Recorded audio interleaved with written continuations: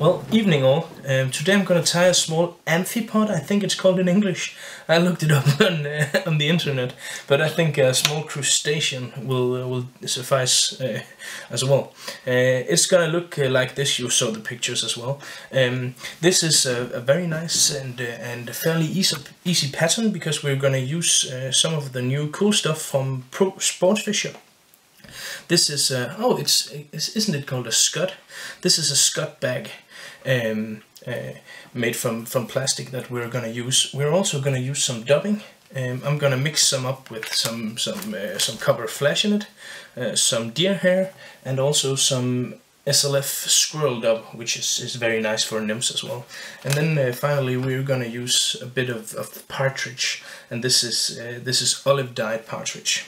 Well, let's start then. There is nothing else to it. First off, I'm gonna tie down one of these partridge feathers. This is gonna imitate the legs, or some of the legs on this small scud. So I'm cutting out the lower part of the feather and also the tip, because that way I won't get a lot of completely even length of feather fibers. Tying this down here like that, just so it sticks out. It's not going to be very long. This pattern I've applied, as you can see already, a red tungsten head. The reason this tungsten head is red is I'm gonna get back to that as soon as we get to it. But red is a very nice color for this pattern. So I'm tying fairly long way down on the hook shank because I want to take advantage of this hook's profile. This is a Tiemco 2457. And of course I've taken off the barb of the hook because this is a fly that's going to be used on trout in freshwater and lakes, so and grayling as well, of course. So of course I don't want to have any barb on here because I think this fly is going to be used for catch and release purposes. So actually this hook is made in a barbless version, but for some reason my distributor don't import it to Denmark. So if you can get your hands on that, use that. Otherwise, just take a pair of pliers and just nip off the barb. The fish will thank you. Okay, then I'm gonna tie in a strand of monofilament. This is gonna be around 0.22 millimeters, something like that. This size doesn't really matter much. As you can see, this pre-made scud bag is really neat and has some very nice striations on it. And then you're gonna see on the scud when it's done that it really comes through. It looks awesome and is unbelievably easy to tie. The hook size I'm using here is a size 6, so it's a fairly large fly, but also I'm doing a fairly large fly, so it will be easier for you to see what I'm doing. Okay, so we have the ribbing, we have the back, and we have the tail. Now I'm gonna make a small dubbing loop like this. Get it to be exactly where the shell is attached, and hanging it off to the side. And then I'm taking the thread and making a small loop over my tungsten head. The reason I use tungsten is because tungsten has a very high mass to volume ratio, has a very high density, and this is very nice if you're fishing upstream and stuff like that, because you really want to get your nymph down where the fish are. Fish mainly feed either at the top 10% of the water or at the bottom, because these little insects and stuff like that are living near the bottom. Otherwise they would just be washed out to sea. So fish mainly eats, well, on top of the surface or on the bottom. And I would say a roughly estimate would be that that trouts will feed primarily, or maybe something like 90% of their entire life is from or their entire food is from food sources near the bottom. That's why tungsten is so great, because it really gets your fly down where it is needed to be to catch as much fish as possible. Well, so in the other end I'm going to do exactly the same as I did with the tail. I'm taking one of these olive partridge feathers, I'm cutting out the tip like that, taking all of these other fibers and just tying them down so they'll stick out in front of the fly. Not much, but just a little, like that, like so. Just making sure everything is fastened and secured. So as I was saying, I'm taking some squirrel dubbing. I think the color is just called natural. It's a grayish brownish with a lot of long hairs as well. But to make that a bit more interesting, to make the dubbing a bit more interesting, I'm taking a bundle of deer hair like this, and just only using the tips. So I'm cutting this off so it is approximately 1 centimeter in length. This was a bit too long, like that, because then I'm gonna mix this up, and into that I'm gonna add some angel dub in burnt orange, just to give it a bit more spice. And then I'm just simply tearing this stuff up in my hands and turning it over and tearing it up and turning it over, tearing it up and turning it over to mix the all three materials very well and evenly.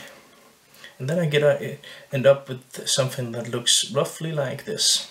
A very nice dubbing, especially for this pattern. Okay,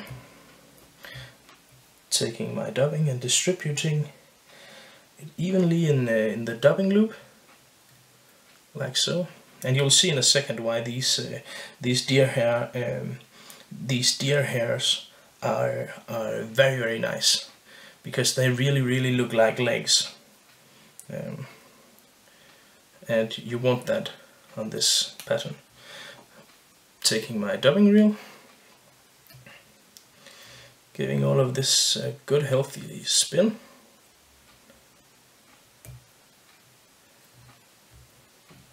And you can already see all the deer hairs stand out in the dubbing.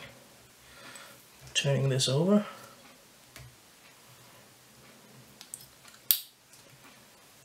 Up over my body here.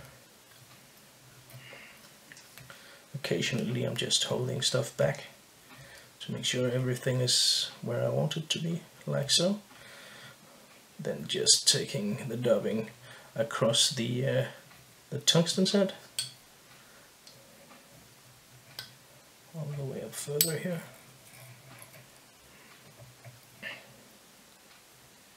And as you can see, this looks very rugged and has a lot of antennas and stuff like that coming out of it. A lot of deer hair coming out of it. That definitely looks a lot like a small crustacean leg. A small amphipod leg. I may be struggling a bit with the English name for this, but the Latin name is Gammarus pulex, which I think is a bit peculiar name, but well, I didn't name the bastard. Then I'm taking my my shell, stretching it out so I have the eyes. There is actually eyes in this as well, at the exact location where I want it. Tying this down so I'm sure that this is on top, like so, just fat. Yeah, you don't want to have that happening to you. So if you're watching, when you're watching this video, this is one step you definitely do not want to repeat. You don't need to actually mess up the thread at this stage. Well, this only goes to show that shit happens to everyone.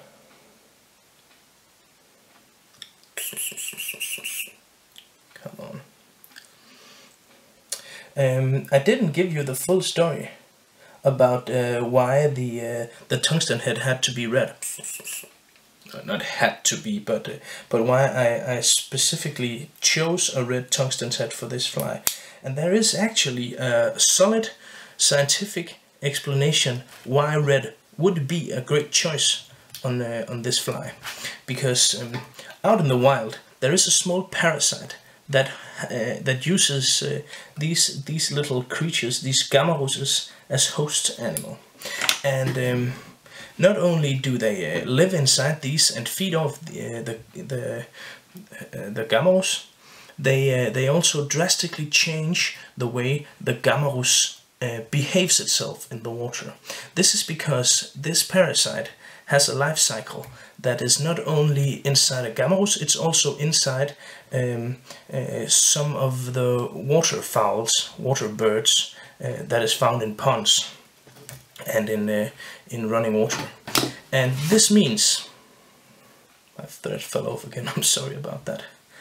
This means that the parasite actually makes so drastic changes in this creature that it not only makes it change color, it gives creatures affected by this parasite a big shiny red-orange dot, but it also changes the behavior of this is not going exactly as I planned, like so. What I'm gonna do is this.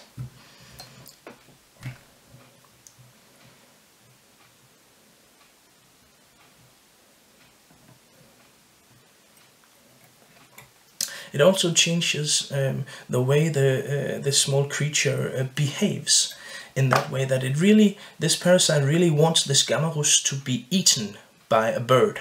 So it gives the gammarus a nice red spot so it's easy to see, and also it overrides the gammarus's natural instinct to seek out hiding places and orders it to swim in the surface. This is nice for birds, but it's also nice and convenient for trout and for grayling, because a small animal like this that has a big red shiny dot and swims near the surface is very easy to prey on. So the red tungsten head actually imitates this small scud, or this small amphipod that has been attacked viciously by a parasite. Oh, let me just turn it over and pull out some of the dubbing. Oh, it actually looks pretty okay, but still needs a bit final touch here with the scissors.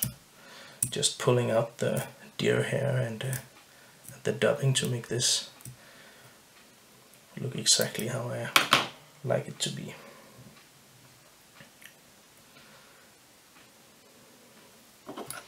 That strand is a bit long, and so is this one. I'm gonna cut those off as well. But there you have it, a very small scud or Gammarus pulex or amphipod. Fishes nicely, sinks very good, and looks like $1 million in your fly case. Well, those were the words. Thank you very much for tuning in.